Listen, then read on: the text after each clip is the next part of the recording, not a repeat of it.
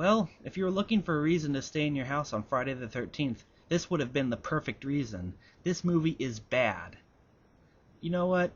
Okay, it's not that bad, but it's a pretty bad film.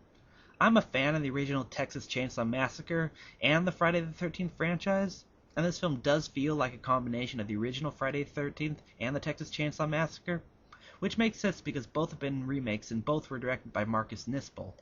Needless to say, this does fuck a lot of things up.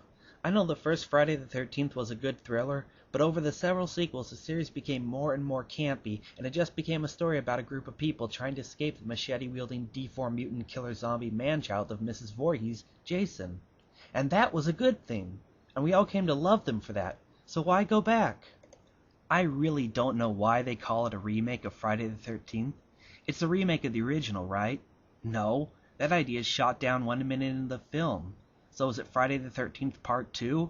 No. We don't see Allison, it's 2009 now, so I guess he got her and the others since Camp Crystal Lake is clearly abandoned. Jason doesn't have his mask yet, so are we into Part 3 now? This guy is looking for who? She died in Part 2, didn't she? Are we in Part 4 now? Or are we still in Part 3 since Jason gets his mask, and I guess Jason has to die by the end of the movie so he can be revived by Freddy and Freddy vs. Jason. And Jason is alive at the end of that movie, so there is room for him to be cryogenically frozen like Austin Powers for Jason X. Ugh. Well, the simple answer they've given is that it takes place between Part 1, 2, 3, and 4. I guess it can work like that, but why don't they just fucking call it Friday the 13th, the final chapter 2009?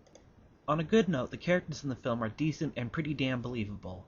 Though I feel that Jason was doing the gene pool a favor by killing the first campers early on, I actually felt sorry for some of the later characters, and I'm glad the film could do that.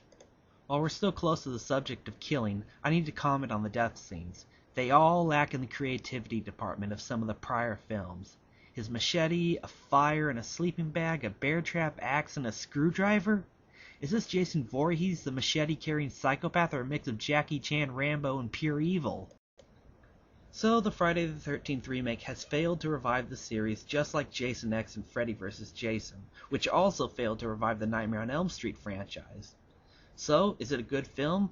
Hell no. It's a horrible film, and it's the worst entry yet in the Friday the 13th series, and it really isn't worth your time or money.